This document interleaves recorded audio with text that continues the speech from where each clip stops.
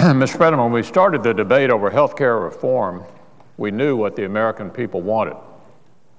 First and foremost, they were telling us that health care costs are too high and that any effort at reform would have to focus on driving those costs down. This meant that our measure for success would be fairly simple. Would our reform proposals lead to lower premiums and lower costs, or wouldn't they? And that's why an analysis of the Finance Committee bill that was released over the weekend by PricewaterhouseCoopers should give us all pause. The report showed that the Finance Committee proposal that's being voted on today would increase health insurance premiums dramatically. It said that this bill would cause health care costs to go up, not down, for millions of Americans who currently have health insurance. This report confirms what many of us have feared, that the bills we've been debating won't reduce costs for the American people, but will actually drive costs up, an outcome that is fundamentally opposed to the original purpose of health care reform as we all understood it at the outset of the debate. Specifically, this report shows that premiums for a family policy will rise to about $26,000 in the next decade under the plan proposed by Senator Baucus, about $4,000 more than they would under current law. One of the reasons for this is that new taxes on health insurance plans, pharmaceutical companies, and medical device makers will be passed on to consumers, something many of us, including the Independent Congressional Budget Office, have been saying all along.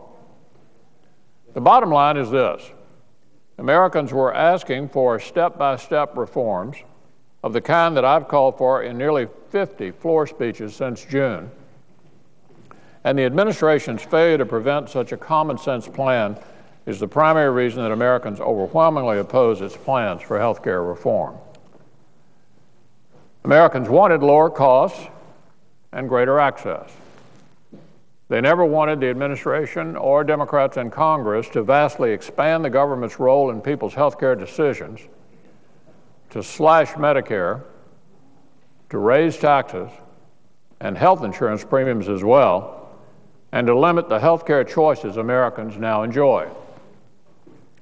The American people aren't happy with any of these things, and they're not happy with the process they're seeing here on Capitol Hill. Americans are understandably unhappy that a handful of senators and White House staffers are about to put the finishing touches on the Democratic proposal behind closed doors, especially after the president pledged to broadcast negotiations on C-SPAN. The administration didn't particularly like what PricewaterhouseCoopers had to say about the Finance Committee bill.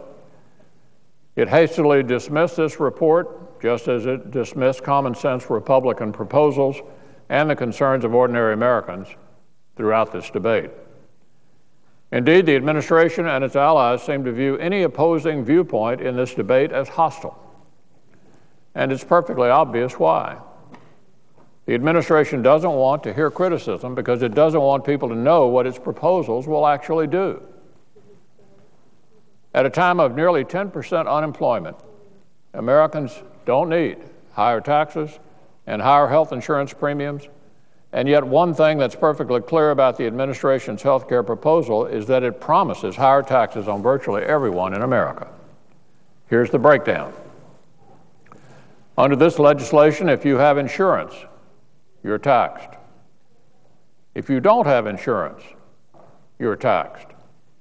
If you use a medical device like a hearing aid, you're taxed.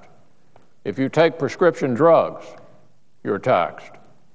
If you're a business owner who can't afford to provide coverage for your employees, you're taxed. And the Joint Committee on Taxation and the CBO have both said that many of these taxes will hit the middle class hardest, at a time when unemployment stands at a 25-year high. Add all these up, and you get a bill that raises taxes, raises premiums, and leads to more government control. You can call this many things, Mr. President, but it's not what the vast majority of Americans would consider reform.